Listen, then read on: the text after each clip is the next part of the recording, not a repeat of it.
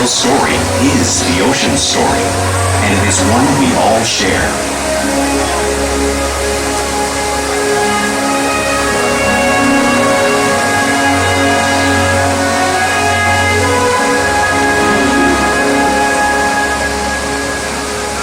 Welcome to SeaWorld's Orca Encounter. My name is Hannah, and I'm so honored to introduce you to these intriguing and majestic animals.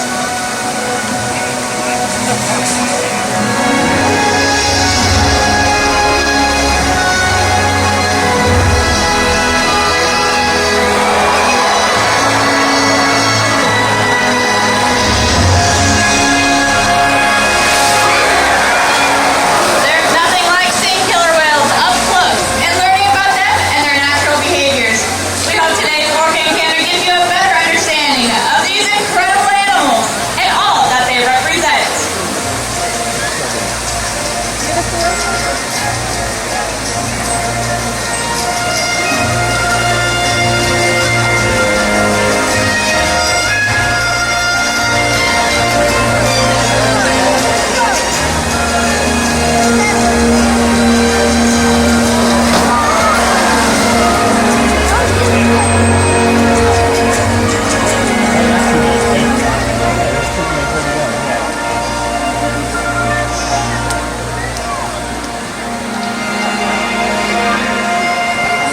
While they are found in every ocean, orcas living off the coast of Iceland are quite different than those near Costa Rica.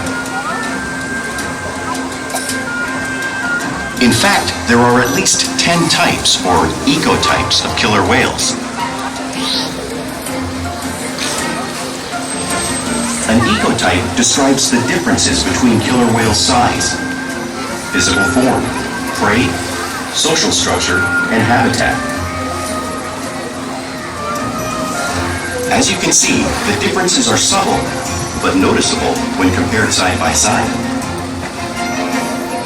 Orcas are adapted perfectly to their environments.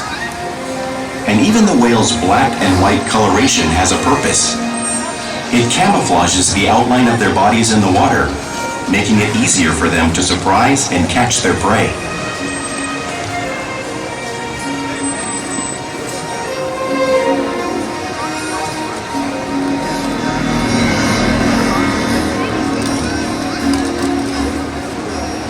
When viewed from above, the black of the whale blends in with the dark depths of the ocean.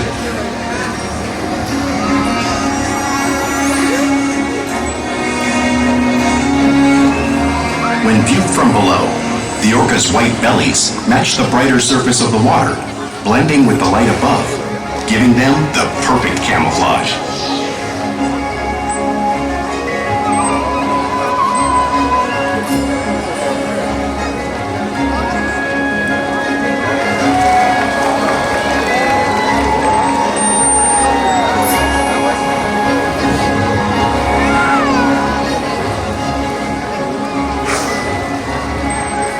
Killer whales truly are a natural wonder, and today our whales are going to help me demonstrate to you some of their physical characteristics.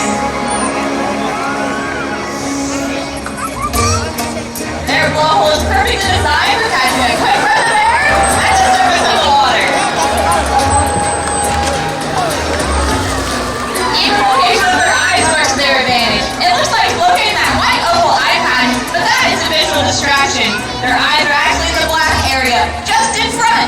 Camouflage from thrashing prey. The fin on the whale's back is called a dorsal fin. It helps stabilize orcas as they swim. It also helps regulate their body temperature. Since there's no bone or muscle structure in this fin at all, sometimes you may see it curve. The flippers on either side of their body are called pectoral flippers, and they're mainly used for steering and stopping. Pectoral flippers have 5 bony digits inside of them, just like the human hand.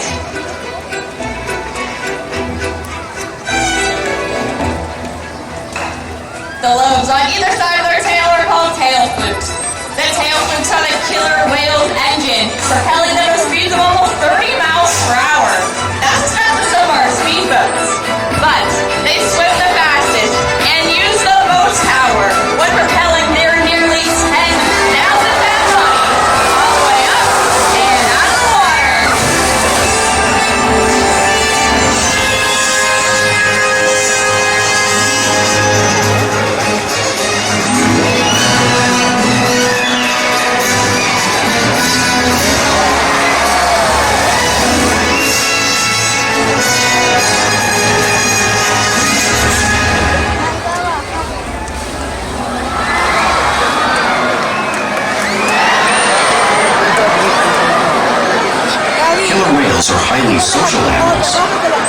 well-defined social structure.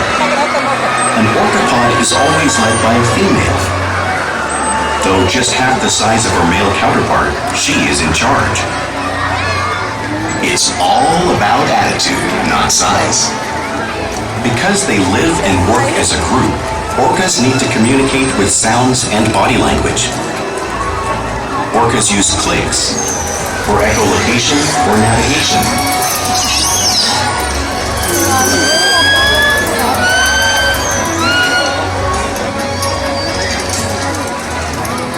Whistles to socialize in the pod. And calls for group coordination and hunting.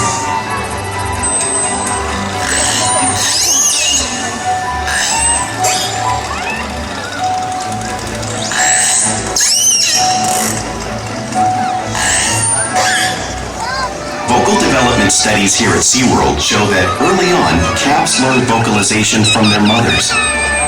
But as they grow, they learn from others close to them as well.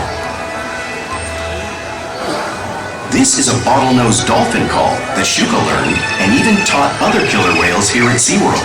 In fact, orcas are the largest members of the dolphin family.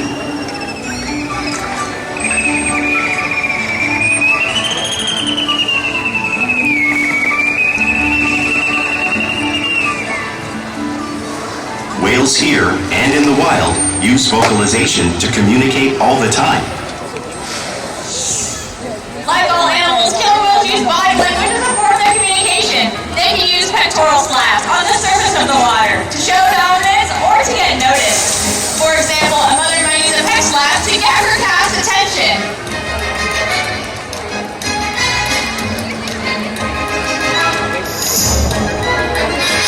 But when they really want to be heard, they preach.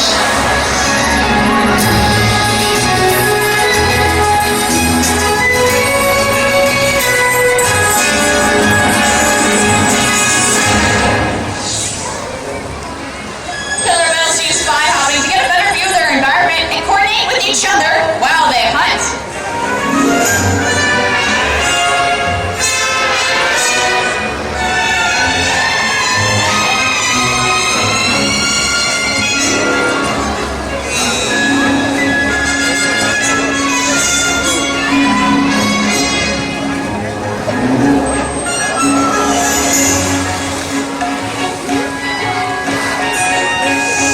Fluke slaps are another form of communication that killer whales can use in the wild and right here at SeaWorld.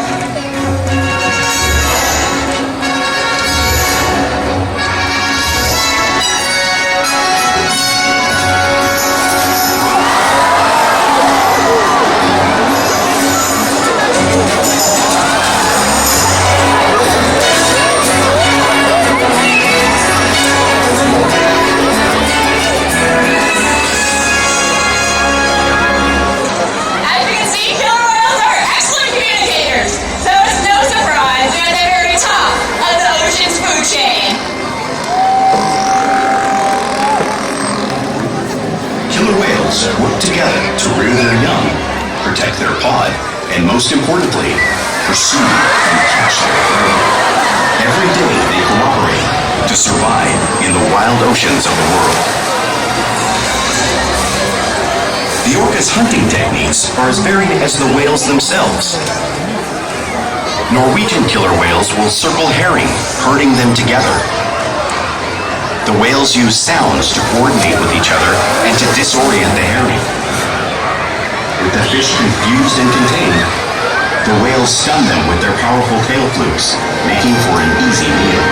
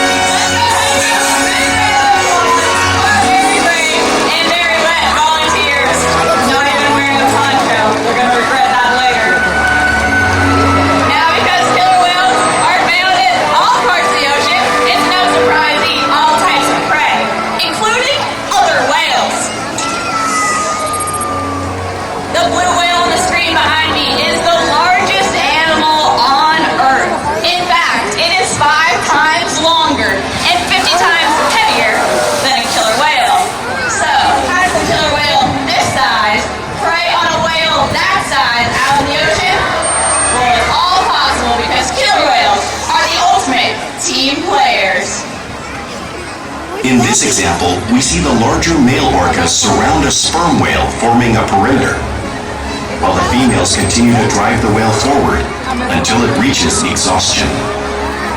The calves then move in to join the adults in the group. Whatever their prey, killer whales always cooperate and hunt together, making them a highly successful predator.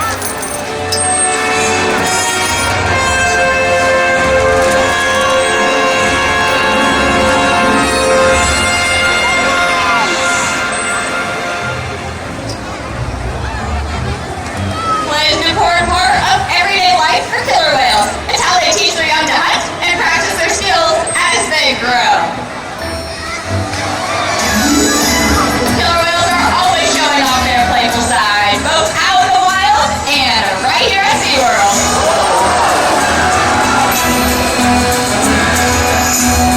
Fortunately, some killer whales swim fast at the surface, breaking out of the water just briefly.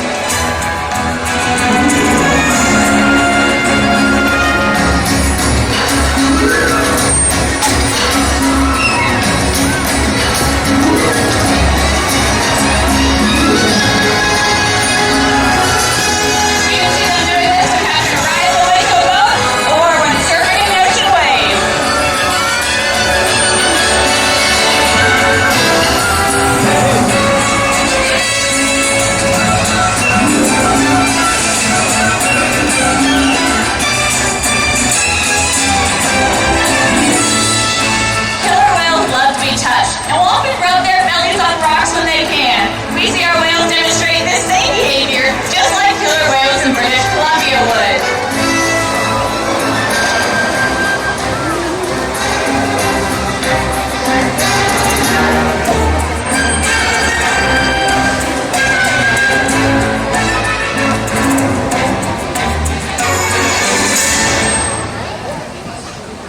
Killer whales in the wild also imitate one another. We see here at SeaWorld all the time. The whales are always learning from and mimicking one another.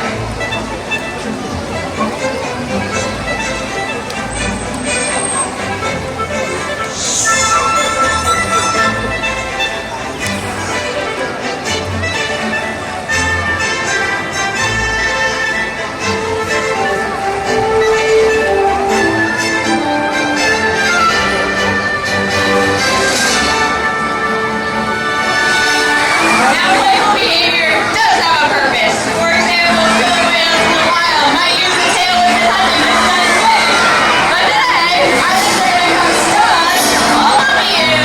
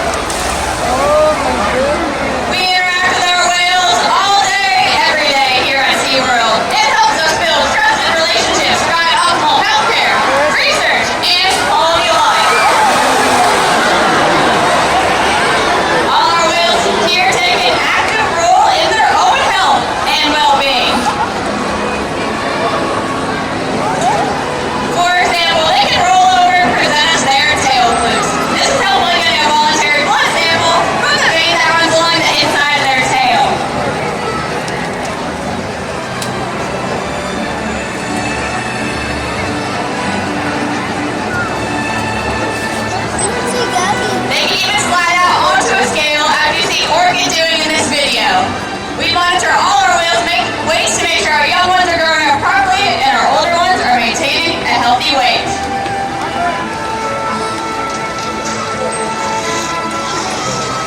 We can even get a breast sample from their mobile, all because of the trusted relationships we build here at SeaWorld day after day. Gabby, it was taking so long. Now, I want to introduce you to a very special whale of our pod, joining me right here. This is 30-year-old Keet. Now, Keet is the first whale I ever started working with when I came to work with killer whales, and he truly has a special place in my heart. He is a really, really fun, energetic, big guy weighing in at 10,000 pounds. Each of the whales has their own personality, and Keet is really, really good at learning new things, especially research projects. We interact with our whales all day, every day, to engage and stimulate their minds. Diet, exercise, and of course, play. I'll help you our whales The in whales great here at shape. SeaWorld have helped killer whales in the wild by participating in many research studies. One ongoing study monitors the whale's heart rate and breathing to understand how marine noise pollution from ship engines and other sources affect wild populations. In another study, scientists from NOAA, the National Oceanic and Atmospheric Administration, took measurements of the killer whales living here, including pregnant whales. By comparing these measurements with drone footage of killer whales in the wild, scientists are able to monitor the wild population's nutrition and reproductive status. Other research has been done here at SeaWorld on the mother whale's milk composition. This research will help create an effective model to understand how toxins in the ocean impact wild killer whales and their milk supply. What we learn from the whales in our care every day is actively helping whales in the wild survive.